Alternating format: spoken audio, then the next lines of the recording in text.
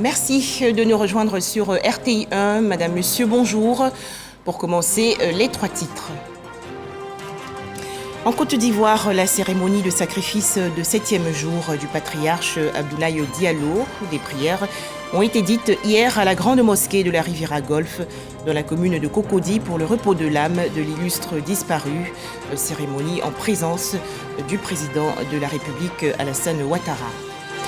Célébration aujourd'hui, lundi 20 mars 2023, de la Journée internationale de la francophonie, autour du thème 321 millions de francophones, des milliards de contenus culturels. Dans cette nouvelle édition, le message du ministère ivoirien de la culture et de la francophonie.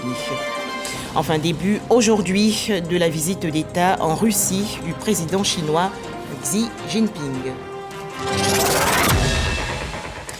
En Côte d'Ivoire, donc, d'intenses prières hier à la grande mosquée de la Riviera Golf, dans la commune de Cocody. Imams, guides religieux, familles et proches ont pris part au sacrifice de 7e jour du patriarche Abdoulaye Diallo. Cérémonie en présence du président de la République, Alassane Ouattara, et de son épouse, la première dame, Dominique Ouattara.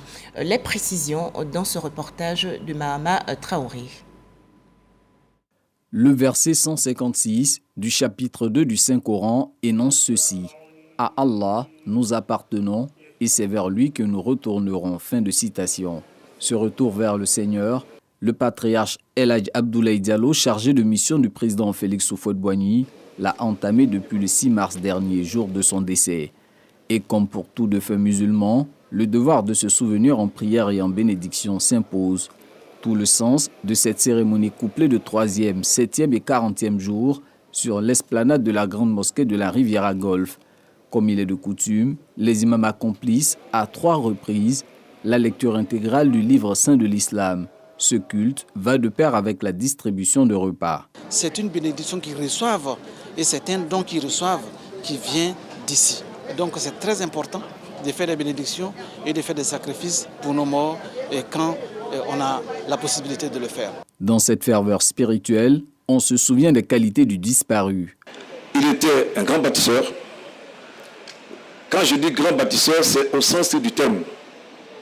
Abdoulaye Diallo a façonné son village en département. L'hôpital, je me rappelle très bien, l'année où l'hôpital a été livré à l'administration, le ministre Alfred Djidji Madi est venu à Djikanou. Il a dit que cet hôpital n'appartient pas à Djikanou. Papa a fait cet hôpital pour Yamoussoukro, Toumoudi et Bouaké. Parce que le plateau technique qui était là alors était très puissant.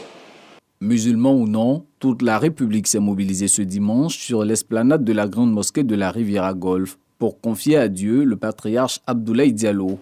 Le chef de l'État Alassane Ouattara et son épouse Dominique sont aussi présents pour soutenir la famille éplorée.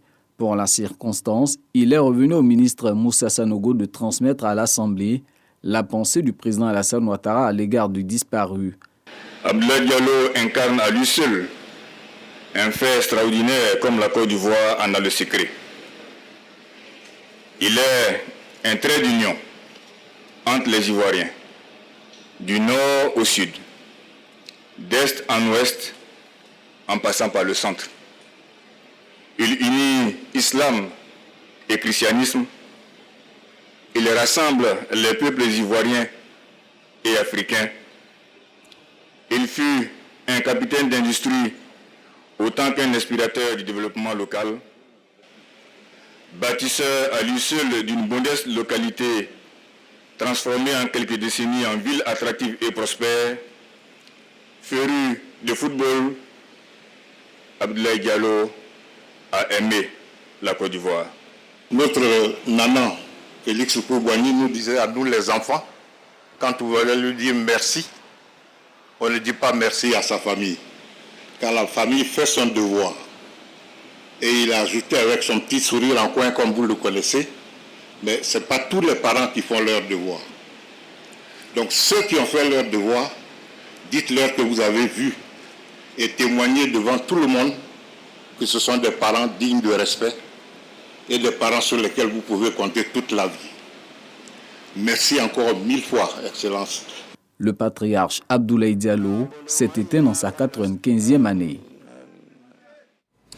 C'est aujourd'hui la journée internationale de la francophonie. Thème retenu, 321 millions de francophones, des milliards de contenus culturels. En Côte d'Ivoire, le message du ministère de la Culture et de la Francophonie. La ministre Françoise Remarque invite les francophones à multiplier la publication en ligne des productions artistiques et promouvoir la créativité du monde francophone. Le point, Didier Nguessan. Vitrine de la promotion de la langue française, la Journée internationale de la francophonie reste fidèle à sa célébration traditionnelle tous les 20 mars à travers le monde. Cette journée valorise la création culturelle francophone, la diversité, mais aussi son accès en ligne. Le thème retenu cette année, 321 millions de francophones, des milliards de contenus culturels.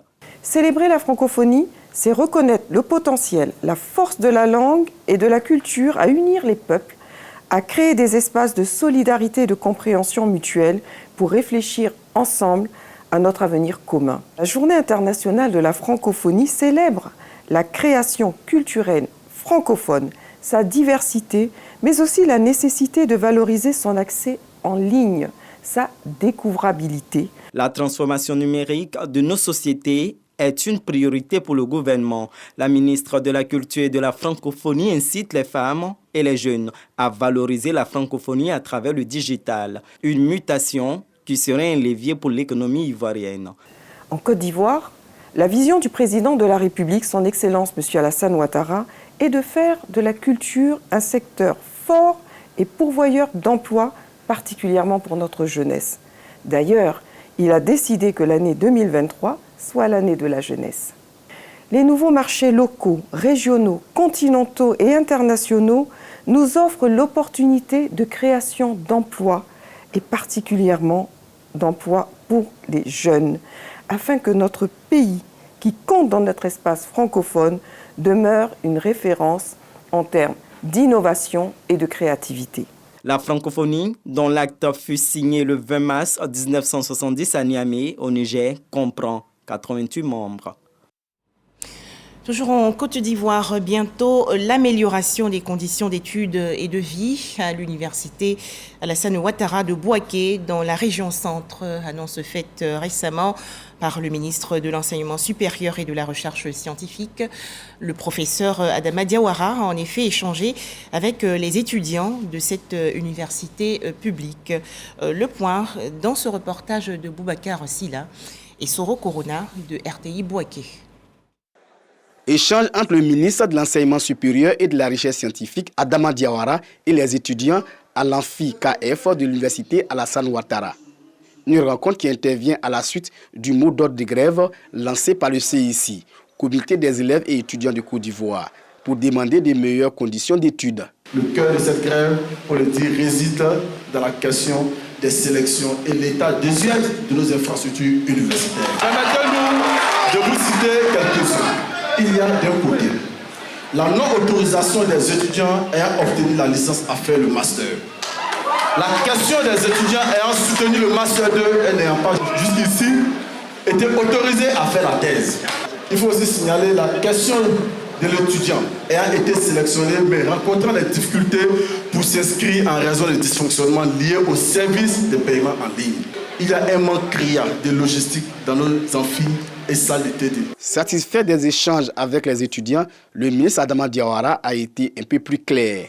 Sur le master et la thèse, le ministre de l'Enseignement supérieur et de la Recherche scientifique indique qu'avec la nouvelle loi sur l'enseignement supérieur, le passage d'un cycle à un autre se fera par sélection. Il faut faire attention, il y va de la qualité de l'encadrement, il y va de la qualité des thèses qui sont produites, il y va de la qualité des docteurs qui sont formés.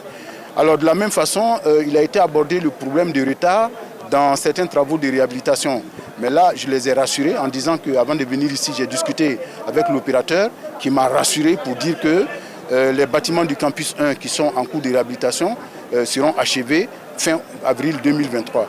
Et les bâtiments du campus 2, leur réhabilitation sera entamée tout juste après.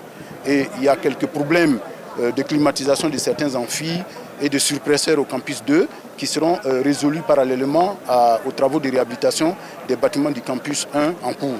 Après plusieurs heures d'échange, les étudiants ont remercié le ministre Adama Diawara pour son sens du dialogue. Un comité de dialogue permanent est mis en place pour la pacification de l'espace universitaire. Le faible accès à Internet continue d'affecter les filles et femmes en Afrique. Il faut donc changer la donne. Cet appel a été lancé récemment à New York, aux États-Unis, par le caucus des femmes du Parlement panafricain.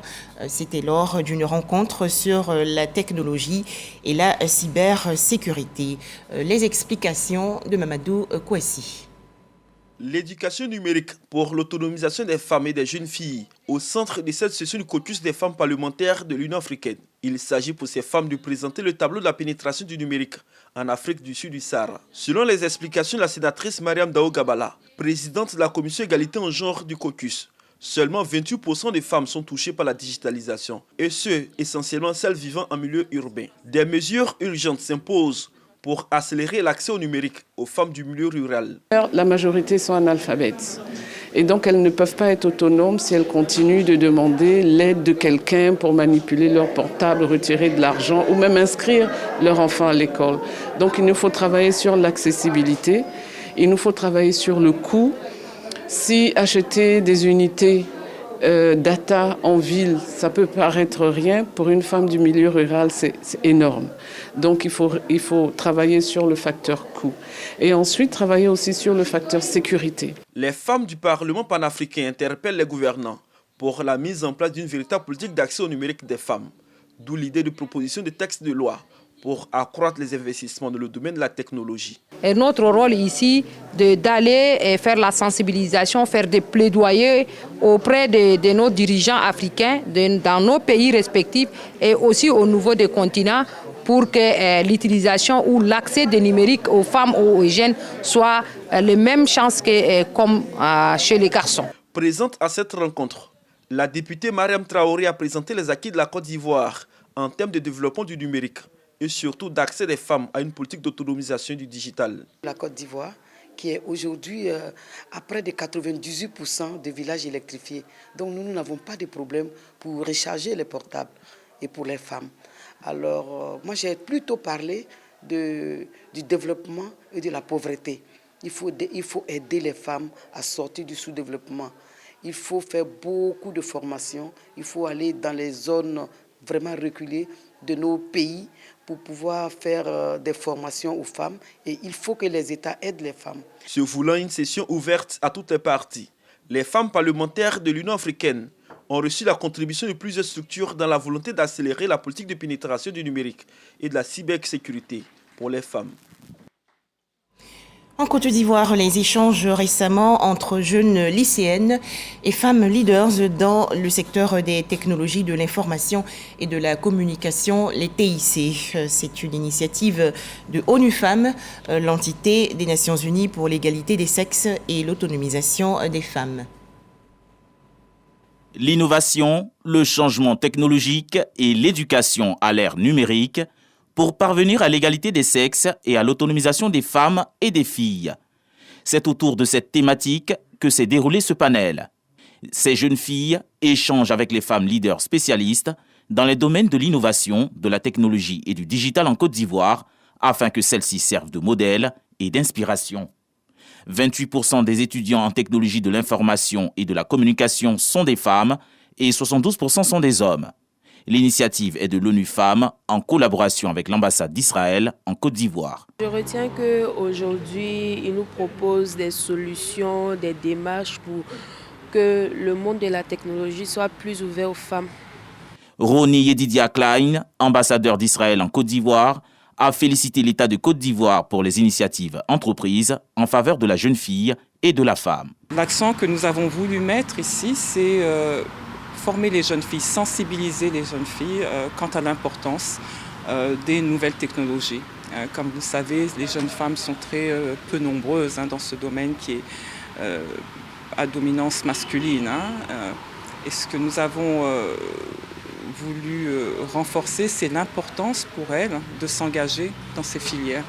C'est encore une fois l'occasion pour la CEDEAO d'être présente dans un événement qui met la femme à l'honneur et qui aujourd'hui met un lien entre les nouvelles technologies et les femmes sur comment est-ce qu'elles peuvent augmenter leurs compétences avec l'utilisation des nouvelles technologies. So, as I said in my opening remarks, when you educate a woman, lorsque vous éduquez des femmes, c'est toute une nation que vous éduquez. Impliquer les femmes dans la technologie va être quelque chose d'assez important, puisque ça va déjà permettre aux femmes de contribuer au développement de divers secteurs, tels que le secteur de la santé, de la communication, de la nutrition et bien d'autres secteurs. Le changement technologique et l'éducation peuvent être utilisés pour réduire l'écart de genre et promouvoir l'égalité des sexes et l'autonomisation des femmes et des filles. C'était un reportage de Ami Diarasouba et Jean Djadji. Dans l'actualité nationale également, les échanges récemment entre l'Association des personnes en situation de handicap et les responsables de la radiodiffusion télévision ivoirienne, la RTI.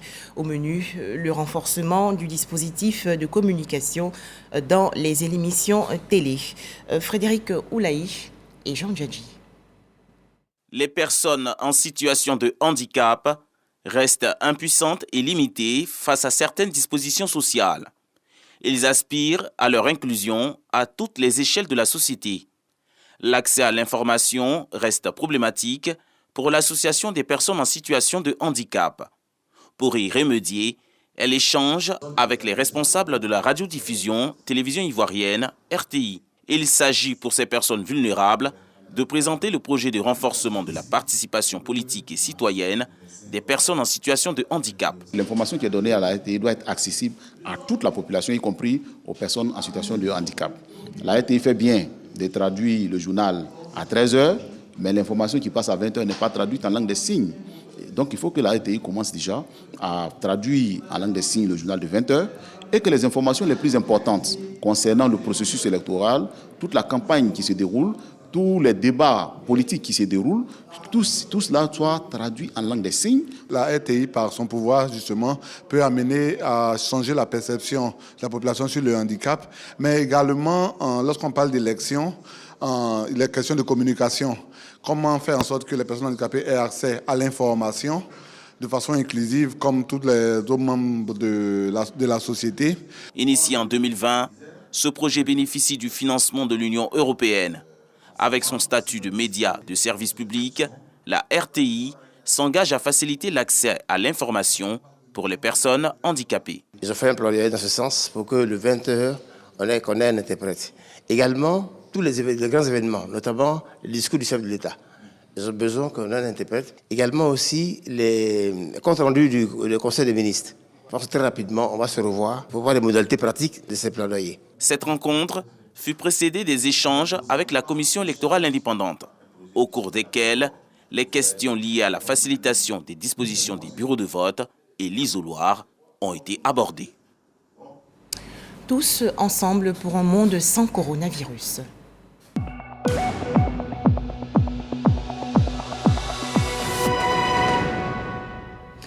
En Côte d'Ivoire, un seul cas de coronavirus enregistré hier par le ministère de la Santé, de l'Hygiène publique et de la couverture maladie universelle. La Côte d'Ivoire dénombre donc actuellement 88 294 cas confirmés de coronavirus, 87 440 personnes guéries, 834 décès et 20 cas actifs. Faisons-nous tous vacciner contre le coronavirus. L'hygiène bucco-dentaire est indispensable car elle permet d'éviter de nombreux désagréments, notamment les caries et autres lésions. En Côte d'Ivoire, dans la commune de Cocody, un établissement médical inauguré en 1973 propose des soins. Il s'agit du centre de consultation et de traitement odontaux. Découvrons-le dans ce reportage de Sephora Zegui.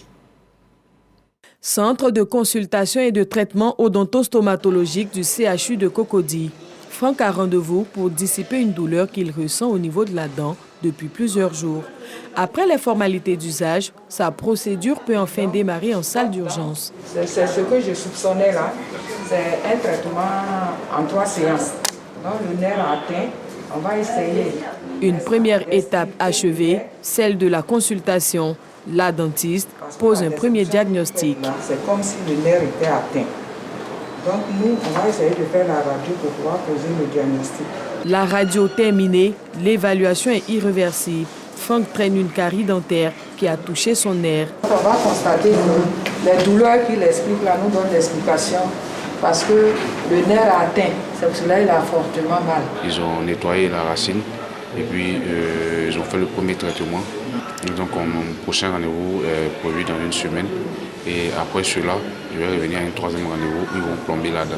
Le patient peut même bénéficier d'un traitement dans l'immédiat.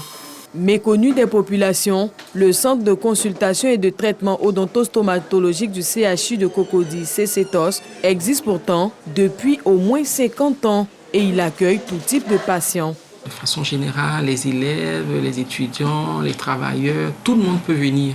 Et pour ceux qui sont assurés, il y a la possibilité. Pour cette dentiste, il est nécessaire d'avoir une bonne hygiène bucco-dentaire. L'hygiène bucco-dentaire, c'est l'ensemble des pratiques permettant d'éliminer la plaque dentaire qui se formule naturellement et en permanence à la surface des dents. Pour entretenir sa bouche, il faut avoir une habitude alimentaire saine et régulièrement consulter un dentiste. Donc il ne faut pas attendre d'avoir mal. Même si la période de contrôle n'est pas arrivée, qu'on constate quelque chose d'anormal en bouche, il faut tout de suite venir consulter. Le CCTOS regroupe plus de 8 spécialités capables de soigner tout type de maladies liées à la bouche. Ici, c'est le service d'odontopédiatrie. On y soigne uniquement les enfants. Il y a également le service d'orthopédie dentofaciale et le chef n'est autre que Dr Sonan. Il reçoit en moyenne 30 patients par jour. Quand le patient a un problème, lorsqu'il sourit, qu'il sent qu'il a des encombrements dentaires, qu'il sait que ses dents sont en malposition, ses dents n'ont pas un bon agencement, à ce moment-là, il peut venir nous voir. La chirurgie buccale existe également dans ce centre. Son rôle, extirper les dents cariées. Donc quand on entend chirurgie, on va poser des actes d'extraction dentaire, d'extraction de l'exérèse des tumeurs et ainsi de suite. Donc il y a beaucoup plus des actes sanglants qui se produisent dans notre service. À la fin de la chaîne, le service de prothèse. Dans ce service, on y restaure les dents endommagées. Lorsque nous venons tardivement aux consultations, les dents sont dans un état où nous ne pouvons plus les conserver. Nous devons les extraire, c'est-à-dire les enlever. Et lorsqu'on enlève les dents, il faut les remplacer. Et c'est ce service-là qui s'occupe de remplacer les dents. Il y a quelques mois, Doris ressentait une douleur à la mâchoire et à la gorge. Après plusieurs allers et retours chez l'ORL, elle se rend enfin compte que c'est le dentiste qu'il fallait consulter. Heureusement pour elle, une solution est trouvée. Quand je suis arrivée ici, après la première consultation, il m'a été dit qu'il y avait fait trop d'extraction dentaire. Donc, il y avait des problèmes d'aliments dentaires. Donc, il fallait réajuster. Du coup, j'avais besoin du port, d'une gouttière et d'une prothèse. Une carie dentaire négligée peut conduire à la mort. Plus question donc de rester chez soi sans une bonne hygiène buccale. Pour emmener les populations à adopter de bonnes pratiques bucco-dentaires, il faut de la sensibilisation et cela passe par les enfants. L'AOSCI, Association des odontologistes et stomatologistes de Côte d'Ivoire, est donc sur le terrain pour faire adhérer les tout-petits à l'hygiène buccale. On voit les gens se brosser comme ça, voilà ce geste-là, ce n'est pas la bonne technique. La bonne technique, c'est du rouge vers le blanc. Le choix des enfants n'est pas fortuit. La bouche est le premier reflet de la santé générale. Donc, mauvais état de santé bucco-dentaire, mauvaise santé. Les enfants ne le savent pas, mais nous venons leur expliquer tout cela. Cette séance pratique de brossage des dents et formation aux gestes à adopter pour être en bonne santé est un plaisir pour ses élèves. Je me brosse le matin, mais pas le soir. Désormais, je vais me brosser le matin et le soir pour ne pas avoir de carie. Chaque année, aller chez le dentiste pour vérifier si j'ai la carie ou pas. Le centre de consultation et de traitement odontostomatologique du CHU de Cocody est capable de recevoir 100 patients par jour avec son plateau technique relevé à 60 appareils rétro-alvéolaires, de radiographie panoramique et de téléradio. La crème des odontologues s'y retrouve. Le CCTOS est également un centre de recherche. Tous les 20 mars, c'est la journée mondiale de la santé bucco-dentaire. À cet effet, l'AOSCI et le CCTOS initient au sein du centre des journées portes ouvertes du 20 au 22 mars avec à la clé des consultations gratuites. Le chirurgien dentiste de Côte d'Ivoire à l'ère du numérique, prenons le train en marche. C'est le thème retenu pour les travaux du 13e carrefour ordinal de chirurgie dentaire. Les professionnels de la santé bucco-dentaire se sont réunis et ont échangé à Bouaké, dans la région centre du pays. Objectif, adapter l'équipement des cabinets dentaires au numérique. Les explications dans ce reportage de Soro Corona de RTI Bouaké. Chirurgien dentiste, à l'ère du numérique, prenons le train en marche. est le thème qui a réuni 150 chirurgiens dentistes à Bouaké. Ces spécialistes de la santé bucco-dentaire, membres du Conseil national de l'Ordre des chirurgiens dentistes de Côte d'Ivoire, font le point de leur activité. Il s'est agi aussi pour les praticiens de faire des propositions pour adapter les soins bucco-dentaires au digital. Les cabinets dentaires ont un peu de retard sur cette technologie-là. Il était normal, en tant que fêtière, n'est-ce pas, de notre association, de notre ordre, de faire ce séminaire pour amener le confrère à s'intéresser, mais surtout à acquérir le matériel nécessaire afin d'être, j'allais dire, à niveau. Plusieurs communications autour du thème principal ont permis aux participants de comprendre la nécessité d'introduire le numérique dans la pratique du métier des dentistes. Le ministre-gouverneur du district autonome de la vallée du Bandama, Jean-Claude Kouassi, et les élus locaux encouragent la volonté des chirurgiens dentistes de Côte d'Ivoire d'offrir des soins de qualité aux populations. Le numérique, c'est notre présent, mais c'est aussi et surtout notre avenir. Donc dans toutes les professions, le numérique compte et doit compter de plus en plus.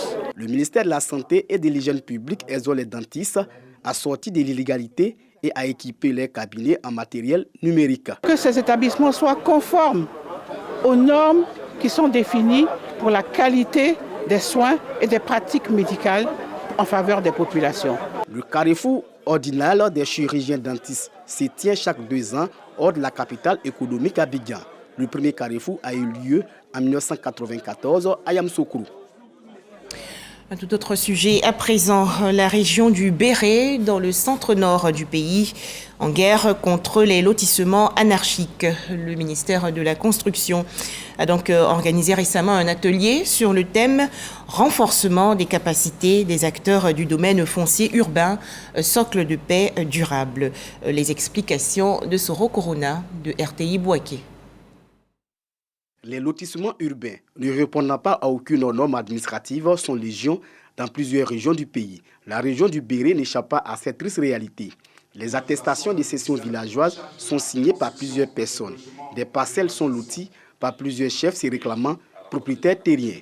Pour mettre fin à cette pratique qui fragilise la paix et la cohésion sociale, le corps préfectoral, les élus locaux, les chefs des cantons, de villages et les propriétaires terriens sont en formation à Mankono.